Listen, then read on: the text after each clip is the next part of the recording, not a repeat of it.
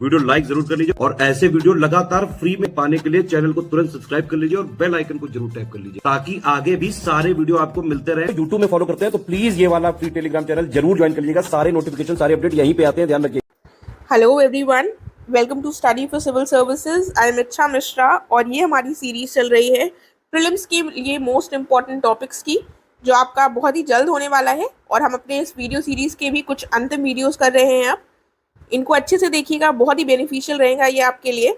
और साथ में इसमें प्रयास किया गया है कि जो यूपीपीएससी और यूपीएससी दोनों में ही क्वेश्चंस पूछे गए हैं इन इम्पॉर्टेंट टॉपिक्स से, उनको भी मैंने अटैच किया है। बाइलिंगुअल सीरीज चल रही है हमारी। एंड आज का वीडियो स्टार्ट करने से पहले मैं आपको बताना चाहूँगी कि आप हमारे पेड ग्रुप से जुड़ सकते हैं।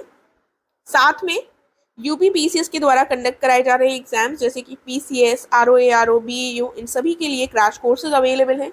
आप उन क्रैश कोर्सेज को ज्वाइन कर लाभ प्राप्त कर सकते हैं। इसके साथ में आप यूकेपीएससी, बीपीएससी, एचसीएस जैसे एग्जाम्स के लिए भी जो क्रैश कोर्सेज चलाए जा रहे हैं उनको ज्वाइन कर भी बेनिफिट ले सकते हैं। इनसे संबंधित अधिक जानकारी आपको गिवन नंबर्स पर मिल जाएगी। और आपने अगर अभी तक हमारी फ्री टेलीग्राम चैनल को नहीं ज्वाइन किया है तो इसे जल्द से जल्द ज्वाइन कर लीजिएगा ताकि चैनल से संबंधित सभी अपडेट्स आप तक ईजिली अवेलेबल हो। तो आइए अब हम देख लेते हैं जो हमने आखिरी वीडियो किया था दिल्ली सल्तनत का, उसी के कंटिन्यूएशन में हम ये कर रहे हैं। हमने कल वाले वीडियो में स्लेव डायनेस्टी और खिलजी डायनेस्टी देख ली थी, उनसे बहुत बार क्वेश्चंस पूछे गए हैं। उसी के आगे हम देख रहे हैं अब तुगलक डायनेस्टी। तो तुगलक डायनेस्टी के जो पहले रूलर थे ये गियाजुद्दीन तुगलक थे और ये 1320 से 25 तक रहे थे, ठीक है। और इन्होंने तुगलकाबाद फोर्ट जो है उसका कंस्ट्रक्शन करवाया था। इनके समय पर कुछ इरिगेशन के लिए भी कैनाल्स बनवाए गए थे और इनको फार्मर्स का हितैषी कहा जाता है। ये पॉइंट याद रखिएगा, यहाँ पर नहीं लिखा हुआ है। फार्मर्स का हितैषी कहा जाता है क्योंकि गियाजुद्दीन तुगलक ने एग्रीकल्चर के संबंध में कुछ कार्य किए थे। तो ये क्वेश्चन एक बार पूछा गया है कि फार्मर्स का सबसे बड़ा हितैषी कौन है, तो दिल्ली सल्तनत के रूलर्स में तो वो गियाजुद्दीन तुगलक थे, ठीक है। और उसके बाद इनकी 1325 में मृत्यु हो जाती है और आगे कौन बनता है, फिर बनते हैं मोहम्मद बिन तुगलक, जो कब से कब तक रहेंगे, 1325 से 1351 के बीच में ये रहेंगे। इनका जो ओरिजिनल नाम था वो जूना खां या फिर जौना खान था, ठीक है। कहीं कहीं पर जौना खां भी लिखा मिलेगा। इन्होंने कुछ कार्य ऐसे किए थे, कुछ इन्होंने ऐसे प्रयास किए कि जिससे कुछ फायदा हो सके, लेकिन हम देखते हैं इनके सारे वो प्रयास जो थे वो विफल रहे, राइट। इसीलिए इनको कई बार अनसक्सेसफुल लीडर भी कहा जाता है, अनसक्सेसफुल सुल्तान। लेकिन हम देखते हैं कि ये इनकी जो सोच थी, काफी सारे हिस्टोरियंस ने कहा है वो समय से काफी ज्यादा आगे थी, राइट। और इनसे संबंधित एक चीज याद रखिएगा कि ये काफी ज्यादा पढ़े लिखे थे, इनको काफी सारी अराबिक, पर्शियन, संस्कृत ये सारी लैंग्वेजेस की जानकारी थी और ये काफी सारे सब्जेक्ट्स के ज्ञाता भी थे, राइट। तो ये काफी इंटेलिजेंट रूलर्स में थे, ये पॉइंट याद रखिएगा इनके संबंध में। तो इनका जो एक प्रयास था वो ये था कि इन्होंने दिल्ली से अपनी कैपिटल देवगिरी शिफ्ट कर ली थी। और फिर इन्होंने देखा कि देवगिरी में शिफ्ट कर ली, देवगिरी का नाम इन्होंने दौलताबाद कर दिया था। इनके समय पर देवगिरी को दौलताबाद कहा जाता था। और दौलताबाद जब शिफ्ट कर लिया, इन्होंने सोचा कि इनकी जो कैपिटल है वो सेंटर में हो जाएगी, क्योंकि जो नीचे वाले रीजन थे भारत में, सदर्न जो इंडिया था वो भी काफी सारा इनके अंतर्गत आता था। लेकिन जब दिल्ली से दौलताबाद आ गए तो इन्होंने देखा कि ये जो नॉर्थ वेस्ट में बॉर्डर में खतरा है वो और ज्यादा बढ़ता जा रहा है और ये वाला क्षेत्र इसके लिए काफी खतरा हो गया है कि इसको कोई और छीन ले। मंगोल इन्वेजन का भी खतरा था। तो फिर से इन्होंने वापस कर दिया, दौलताबाद से वापस आ गए दिल्ली। तो ये इनका एक प्रयास था जो अनसक्सेसफुल रहा। उसके बाद इनके बाकी क्या प्रयास थे, इन्होंने टोकन करेंसी का सिस्टम शुरू किया था। इन्होंने बेसिकली कॉपर की करेंसी इन्होंने इंट्रोड्यूस करी। तो इसके अंतर्गत क्या था, लोगों ने क्या किया, कॉपर की करेंसी अपने घर में ही वो पिघला के कॉपर की करेंसी बनाने लगे, जिसकी वजह से इनका ये प्रयास भी, टोकन करेंसी का जो प्रयास था, इसकी ज्यादा डिटेल में जाने की जरूरत नहीं है, वो भी विफल हो गया। तो वैल्यू ऑफ जो कॉइन्स थी वो कम हो गई, जिसकी वजह से लोग इनको विड्रॉ करना पड़ गया, जो अपना कॉपर टोकन करेंसी का इनका आइडिया था। ये इनका आइडिया भी फेल हुआ। फिर इन्होंने एक खुरासन एक्सपीडिशन किया, खुरासन अभियान किया, वो भी फेल हुआ। इसके अंतर्गत इन्होंने जो भी इनके सोल्जर्स थे उनको इन्होंने पहले से ही ज्यादा से ज्यादा इन्होंने उनकी सैलरीज बांट दी थी। उसके बाद जब वास्तविकता में आया अभियान को इम्प्लीमेंट करना, तब वो अभियान हो ही नहीं पाया, इसलिए इनका ये भी एक तरीके से विफल हो गया। इन्होंने तकावी लोन्स दिए थे, ये बहुत इंपॉर्टेंट है, ये एग्रीकल्चर से संबंधित लोन्स थे, तकावी लोन्स, ठीक है। उसके बाद इन्होंने एक एग्रीकल्चर डिपार्टमेंट स्टैब्लिश करी, दीवान ए अमीर कोही। दीवान ए अमीर कोही किसके समय पर स्टैब्लिश हुई थी? मोहम्मद बिन तुगलक के समय पर, ठीक है। और इसके बाद इनके समय पर हम देखते हैं कि विजयनगर एम्पायर, पहले तो इनके पास था बहुत सारा, इनका एम्पायर एक्सपैंडेड था, वास्ट था, लेकिन 1336 में हम देखते हैं कि विजयनगर एम्पायर स्टैब्लिश होता है यहाँ पर, और ये किसके द्वारा होता है? हरिहर और बुक्का के द्वारा। तो इसका मतलब ये अलग कब हो गया था क्षेत्र? मोहम्मद बिन तुगलक के समय ही ये क्षेत्र जो थे वो अलग होते चले गए थे। फिर एक जैन मंक थे जिन प्रभा सूरी, ठीक है, एक जैन सेंट थे जिन प्रभा सूरी जो इनके कोर्ट में आए थे, और एक का आप नाम सुनेंगे हरि विजय सूरी। ये क्वेश्चन बहुत कंफ्यूजिंग है और बहुत बार पूछा गया है। तो हरि विजय सूरी जो थे वो अकबर के कोर्ट में आए थे, अकबर के दरबार में आए थे। और जिन प्रभा जो जैन मंक थे वो किसके कोर्ट में आए थे? मोहम्मद बिन तुगलक के। तो पहले जिन आए, उसके बाद हरि आए। फिर देखते हैं, इसके साथ ही एक चीज और याद रखिए, इनकी एक एक्सपेडिशन इन्होंने कराचल एक्सपेडिशन भी किया था, वो भी फेल हो गया था, कराचल। और एक इन्होंने जो दोआब वाला क्षेत्र था उस पर इन्होंने ज्यादा टैक्सेशन लगा दिया था, टैक्सेशन को बढ़ा दिया था, लेकिन हम देखते हैं वहां पर क्या आ गया था? अकाल पड़ गया था, और फिर वहां के जो फार्मर्स थे वो भी छोड़कर चले गए थे, जिसकी वजह से इनको टैक्सेशन वाला जो अपना प्रयास किया इन्होंने अटेम्प्ट, वो भी फेल हो गया। तो कुल मिलाकर इनके ऐसे 5 मोटे मोटे कदम थे, जिसमें से पहला हो गया ट्रांसफर ऑफ कैपिटल, जो इन्होंने दौलताबाद से दिल्ली से दौलताबाद की थी। उसके बाद टोकन करेंसी को इम्प्लीमेंट किया था, फिर इनका खुरासन एक्सपेडिशन था, फिर टैक्सेशन किया, और उसके बाद कराचल एक्सपेडिशन किया। तो ये सारे इनके अटेम्प्ट्स फेल हो गए थे। फिर इनके बारे में एक चीज और इम्पोर्टेंट है कि इनके समय पर इब्न बतूता आए थे, ये एक मोरक्कन ट्रैवलर थे, और इन्होंने किताब का क्या नाम लिखा? किताबुल रहला नामक किताब लिखी है, ठीक है। अब यहाँ पर एक चीज याद रखिएगा, किताबुल रहला जो है ये इब्न बतूता ने लिखी है, लेकिन एक किताबुल हिंद है जो हमने लास्ट वीडियो में डिस्कस की थी, वो अलबरूनी ने लिखी है, राइट। और ये हम देखते हैं इन्होंने एक नगर भी स्टैब्लिश किया, जिसका क्या नाम था? जहां पना नगर। जहां पना नगर किसके द्वारा स्टैब्लिश किया गया था? मोहम्मद बिन तुगलक के द्वारा। तो ये इनसे संबंधित पॉइंट्स हो गए। फिर हम देखते हैं, इसके बाद आते हैं इनके कजन थे फिरोज शाह तुगलक, 1351 से 88 के बीच में ये रहे। और इन्होंने क्या किया? माना जाता है कि इन्होंने कहीं पर भी ज्यादा कोई आक्रमण वगैरह नहीं किया, और इनकी जो पॉलिसीज थी वो क्या थी? इन्होंने टैक्सेस बढ़ा दिए लोगों पर, और इन्होंने प्रयास किया कि जो भी उलेमा वर्ग था उसको खुश किया जाए, ठीक है। तो इन्होंने कौन कौन से टैक्सेस लगा दिए? 4 टैक्सेस इन्होंने, खराज, खम्स, जजिया और जकात, ये इन्होंने टैक्सेस इंप्लीमेंट किए। खराज क्या होता था? 1/10 देना होता था लोग फार्मर्स को अपनी प्रोड्यूस ऑफ द लैंड में, यानी कि भूमि की उपज का 1/10 देना होता था। खम्स क्या था? ये विशिष्ट धार्मिक उद्देश्यों के लिए मुसलमानों पर लगता था। देखिए यहाँ पर थोड़ा गड़बड़ लिखा हुआ है, ये गलत है, ये हिंदी वाला गलत लिखा हुआ है, इसको हटा दीजिए, इंग्लिश में ही वापस आते हैं। तो उपज का 1/10 देना होता था, वो खराज हो गया। खम्स क्या होता था? वॉर बूटी, जो वॉर्स होते थे उसमें जो जीत कर आते थे सामान, उसका 1/5 देना होता था, ये होता था खम्स। और जजिया टैक्स आपको पता है कि हिंदू से वसूला जाता था, और इनके समय पर क्या किया गया कि ये ब्राह्मणों से भी वसूलने लगे थे। इससे पहले ब्राह्मणों पर जजिया कर नहीं लगता था। और जकात कर कौन सा होता था? ये मुस्लिम से लिया जाता था किसी स्पेसिफिक रिलीजियस पर्पसेस के लिए। तो ये टैक्सेस याद रखिएगा, खराज, खम्स, जजिया, जकात। खराज 1/10 प्रोड्यूस ऑफ द लैंड का, खम्स 1/5 वॉर बूटी का, कि वॉर में जो भी चीजें जीतेंगे उसका 1/5, और जजिया आपको पता है जकात हो गया मुस्लिम से स्पेसिफिक रिलीजियस पर्पसेस के लिए। इससे प्रश्न पूछा गया है। और इन्होंने क्या कौन कौन से टाउन एस्टैब्लिश किए? तो इन्होंने फिरोजाबाद, हिसार, जौनपुर और फतेहाबाद जैसे टाउन एस्टैब्लिश किए। फिरोजाबाद और फतेहाबाद, इनके नाम से थोड़ा लर्न कर लीजिए, फिरोजाबाद और फतेहाबाद। जौनपुर इन्होंने अपने भाई जौना खान जो थे मोहम्मद बिन तुगलक, उनकी स्मृति में स्टैब्लिश किया था। इसके बाद हिसार फिरोजा भी कहा जाता है इसको, ये स्टैब्लिश किया। इन्होंने कुछ अच्छे काम भी किए, जैसे इन्होंने हॉस्पिटल्स स्टैब्लिश किए। और उन हॉस्पिटल्स को क्या कहा जाता था? दारुल शफा।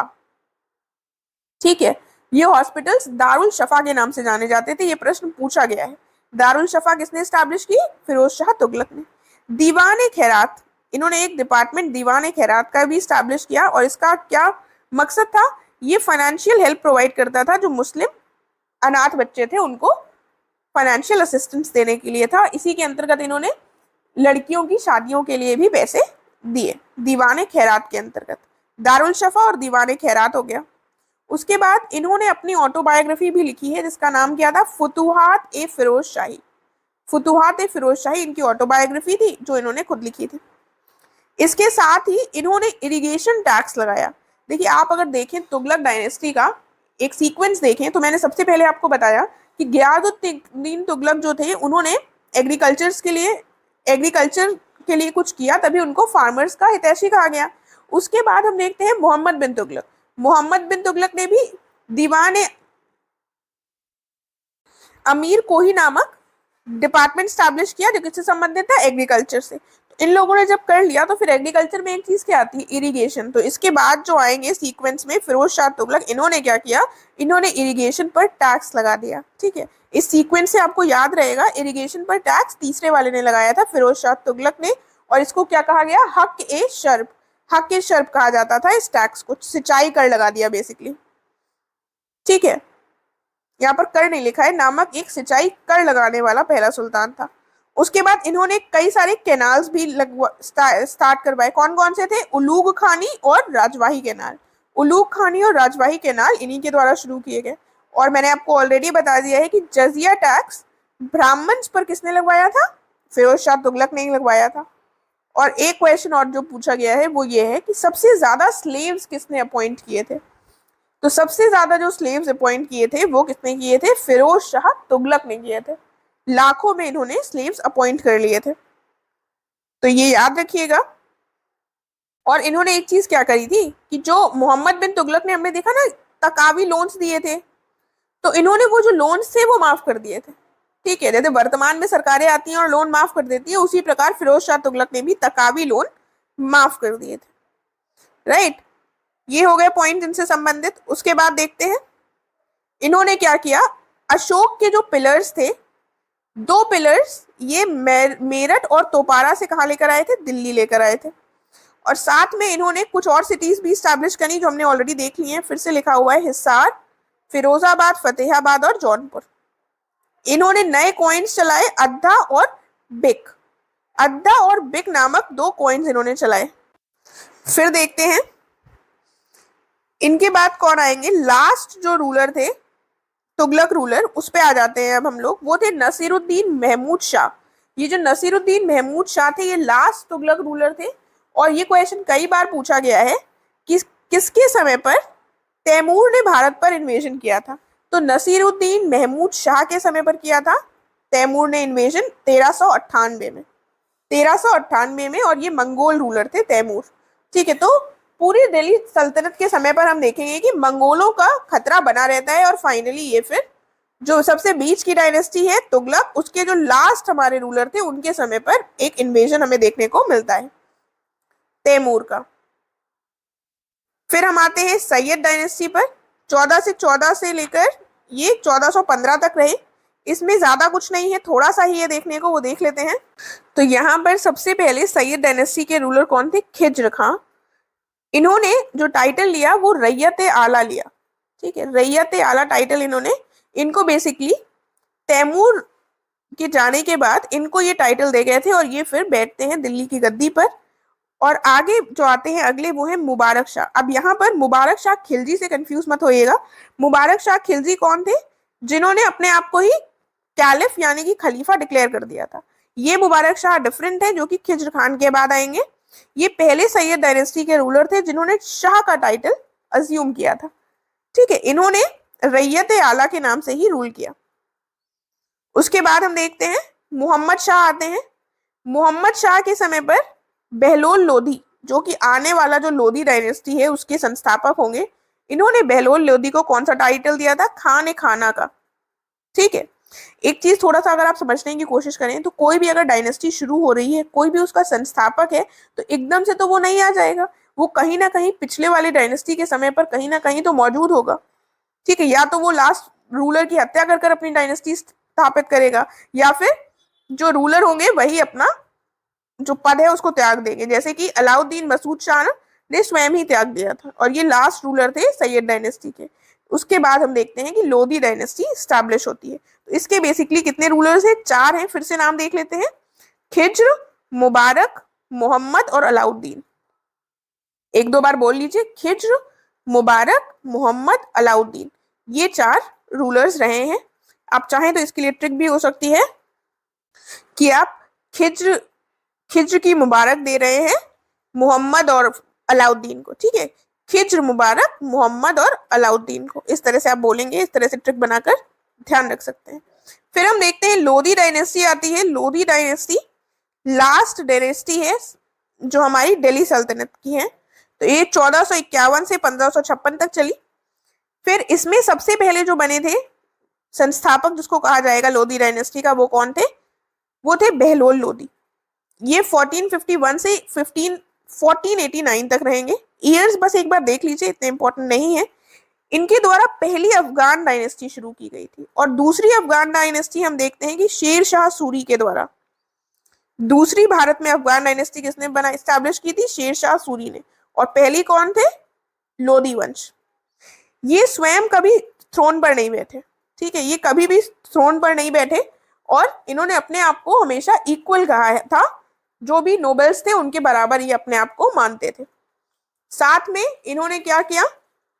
इन्होंने बहलोली कॉइन्स शुरू किए। ठीक है, इन्होंने कौन से कॉइन शुरू किए? बहलोली कॉइन शुरू किए। और एक पॉइंट इनसे संबंधित ये भी है कि इन्होंने जौनपुर की विजय की थी। ठीक है, जौनपुर जो कि स्टैब्लिश से पहले हुआ था, उसकी विजय इनके द्वारा की गई थी। फिर हम देखते हैं कौन आता है? सिकंदर लोधी। लोधी वंश के एक जो स्ट्रॉन्ग रूलर थे वो थे सिकंदर लोधी। और सिकंदर लोधी 1489 से 1517 तक रहे थे। इनका पेन नेम क्या था? गुलरुखी। यानी कि जो लिखते थे, तो ये जब लिखते थे तो किस नाम से लिखते थे? गुलरुखी नाम से लिखते थे। याद रखिएगा, ये क्वेश्चन पूछा भी गया है कई बार। उसके बाद आता है बहुत इंपॉर्टेंट पॉइंट कि आगरा सिटी का फाउंडर कौन था?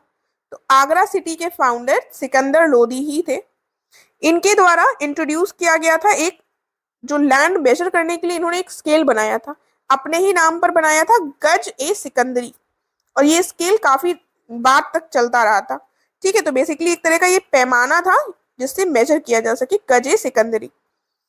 और इन्हीं के समय पर एक आयुर्वेदिक किताब थी जिसका ट्रांसलेशन करवाया गया था पर्शियन में। इसका नाम क्या था? फरहंग ए सिकंदरी। तो इनके समय पर जो हुई थी उन चीजों के नाम में इनका नाम आपको देखने को मिलेगा, गजे सिकंदरी, फिर ये फरंग ए सिकंदरी।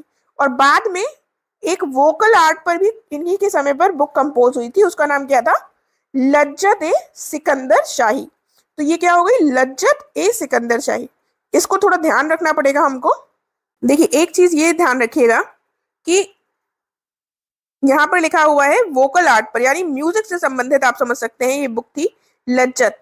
तो लज्जत ए सिकंदर शाही वोकल आर्ट से कैसे संबंधित थी? आप याद रख सकते हैं कि म्यूजिक में आपको थोड़ी लय चाहिए होती है। ठीक है, तो लय से आपका वर्ड आ रहा है लज्जत। थोड़ा सा I know it's not similar, लेकिन फिलहाल आप इस तरह से इसको याद रख सकते हैं। लज्जत ए सिकंदर शाही लय से संबंधित है, थोड़ा म्यूजिक से हो गया। और फिर फरहंग ए सिकंदर शाही जो है ये आयुर्वेद से संबंधित है। और एक ये गजे सिकंदरी इनका स्केल हो गया।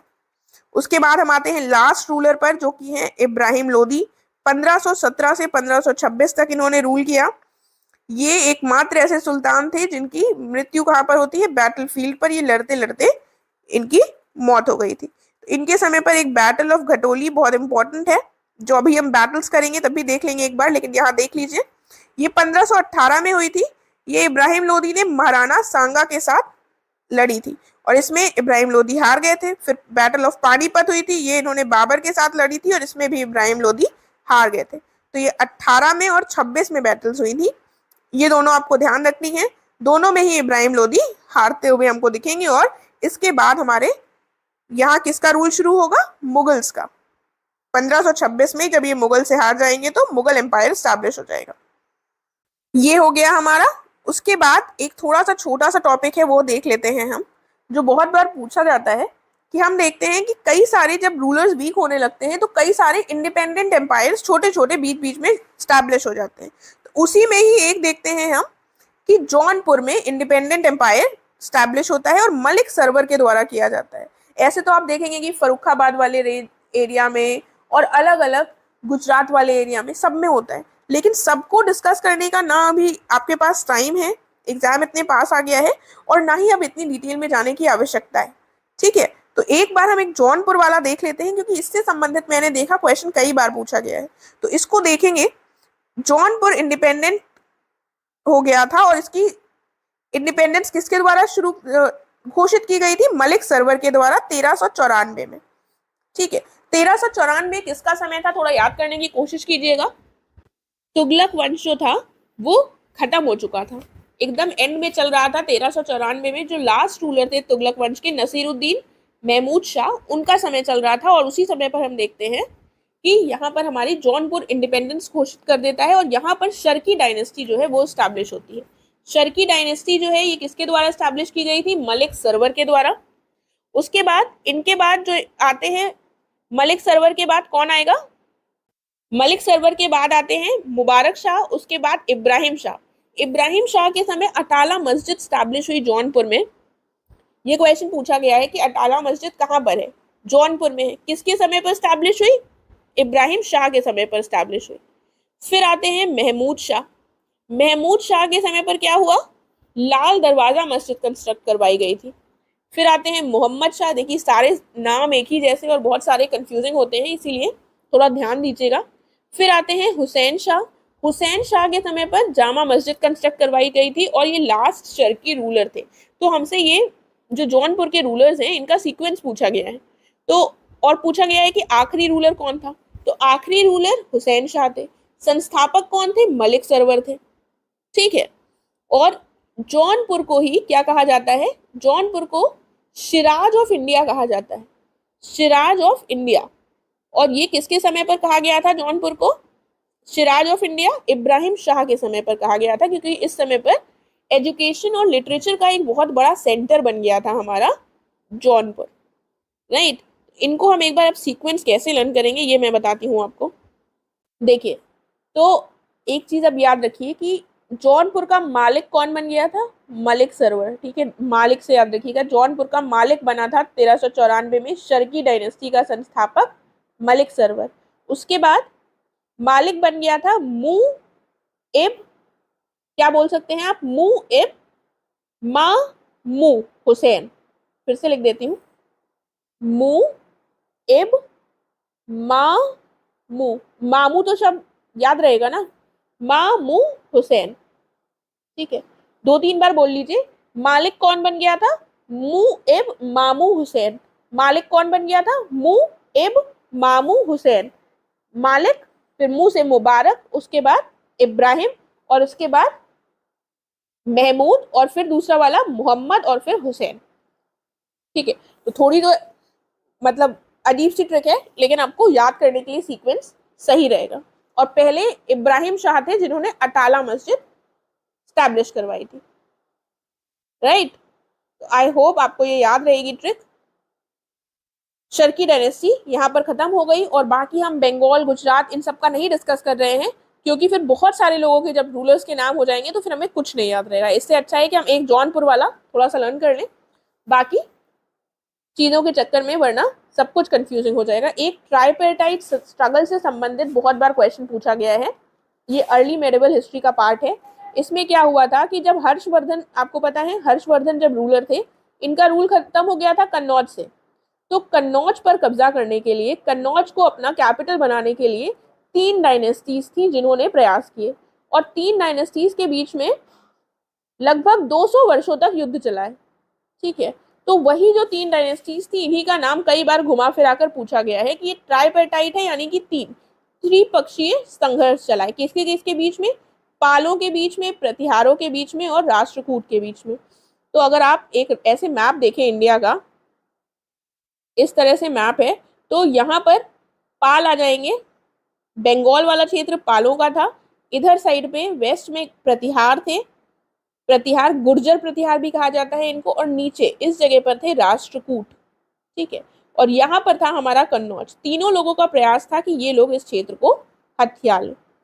ये कन्नौज को कंट्रोल करने के लिए था बेसिकली, और फाइनली जीत किसकी हुई थी? प्रतिहारों की जीत हुई थी, गुर्जर प्रतिहार की, राइट। तो ये ट्राइपर्टाइट स्ट्रगल से संबंधित क्वेश्चन कई बार आया है, आसान सी चीज है, तो मैंने आपको थोड़ा सा यहाँ पर बता दिया है। अब हम क्वेश्चंस देख लेते हैं। पहला क्वेश्चन है, on whose coin was the name of the last caliph of Baghdad first inscribe, यानी कि किसके सिक्कों पर बगदाद के अंतिम खलीफा का नाम सर्वप्रथम अंकित हुआ था, तो वो कौन थे? यहाँ पर आंसर हो जाएगा हमारा Alauddin Masud Shah. Alauddin Masud Shah, option D correct हो जाएगा, बिल्कुल रट लीजिए, इनके सिक्कों पर लास्ट खलीफा का नाम हमको सर्वप्रथम अंकित होता दिखाई देता है। फिर देखते हैं, आगे बढ़ने से पहले मैं आपको बताना चाहूंगी कि स्टडी फॉर सिविल सर्विसेज के द्वारा 780 पेजेस का क्रैश कोर्स शुरू किया गया है, जो कि प्रीलिम्स 2023 के को फोकस में रखकर किया गया है, जो आपका 14 मई को होने वाला है, उसके लिए ये क्रैश कोर्स है स्पेसिफिकली। एंड इसको ज्वाइन कर कर आप डेफिनेटली अपने सिलेक्शन के चांसेस को बढ़ा सकते हैं। तो अगर आपने अभी तक ज्वाइन नहीं किया है तो तुरंत इसको ज्वाइन कर लीजिए, और इन गिवन नंबर्स पर आप कांटेक्ट कर कर बाकी डिटेल्स की जानकारी प्राप्त कर सकते हैं। अब हम आगे बढ़ते हैं अपने नेक्स्ट टॉपिक की तरफ। क्या क्वेश्चन दिया हुआ है? What was Darul Shafa established by Firoz Shah Tughlaq? तो पूछा गया है दारुल शफा क्या था? ये एक चैरिटी थी, चैरिटेबल हॉस्पिटल था, लाइब्रेरी थी, या फिर गेस्ट हाउस था पिलग्रिम्स के लिए? तो इसका आंसर आपको पता है, ये क्या था? एक खैराती अस्पताल यानी कि चैरिटेबल हॉस्पिटल था। ये ऑप्शन बी करेक्ट हो जाएगा। फिर अगला क्या दिया हुआ है? Who was the last ruler of Jaunpur state? देखिए जौनपुर स्टेट के लिए क्वेश्चन आया है, मैंने आपको ऑलरेडी बताया, तो कौन था? अब आपको पता है कौन है इसका रूलर आखिरी? मोहम्मद शाह, हुसैन शाह, मुबारक शाह, या फिर इब्राहिम शाह? तो आंसर हुसैन शाह हो जाएगा, ऑप्शन बी करेक्ट हो जाएगा। आगे देखते हैं, who among the following was not a part of the tripartite struggle? कौन नहीं था? प्रतिहार, पाल, राष्ट्रकूट, या फिर चोल? तो चोल इसका हिस्सा नहीं थे। अगला क्या दिया हुआ है? Who among the following was the founder of Vikramshila university? तो ये याद रखिएगा थोड़ा सा, विक्रमशिला ये पाल जो डायनेस्टी थी, ये बेसिकली बंगाल में स्टैब्लिश हुई। कहाँ पर स्टैब्लिश हुई? बंगाल में। और बंगाल में पाल डायनेस्टी को किसने स्थापित किया था? गोपाल के द्वारा किया गया था। और उसके जो महत्वपूर्ण रूलर्स थे उसमें धर्मपाल और देवपाल का नाम भी आता है। और विक्रमशिला यूनिवर्सिटी जो है ये किसने स्टैब्लिश की थी? विक्रमशिला यूनिवर्सिटी स्टैब्लिश हुई थी धर्मपाल के समय पर। तो ये भी पूछा गया है कि पाल डायनेस्टी के संस्थापक कौन थे? तो वो गोपाल है, ठीक है। और धर्मपाल के समय क्या स्टैब्लिश हुआ? विक्रमशिला यूनिवर्सिटी। इसके साथ हमने कंप्लीट कर लिया है और ज़्यादा क्वेश्चंस की अब ज़रूरत नहीं है। जो पॉइंट्स मैंने बताए हैं वो क्वेश्चंस में पूछे गए हैं, इसीलिए उनको डिस्कस किया है। आई होप आप लोग अच्छे से पढ़ रहे होंगे। बस 2-3 वीडियोस और आएंगे और उसके बाद हमारी ये सीरीज़ कंप्लीट हो जाएगी। अच्छे से पढ़ाई करिए, ऑल द वेरी बेस्ट, और खुद पर भरोसा रखिए। बहुत अच्छे से आप अच्छे नंबरों से एंड क्वालिफाई कर लेंगे प्रीलिम्स, ठीक है। Okay, thank you so much.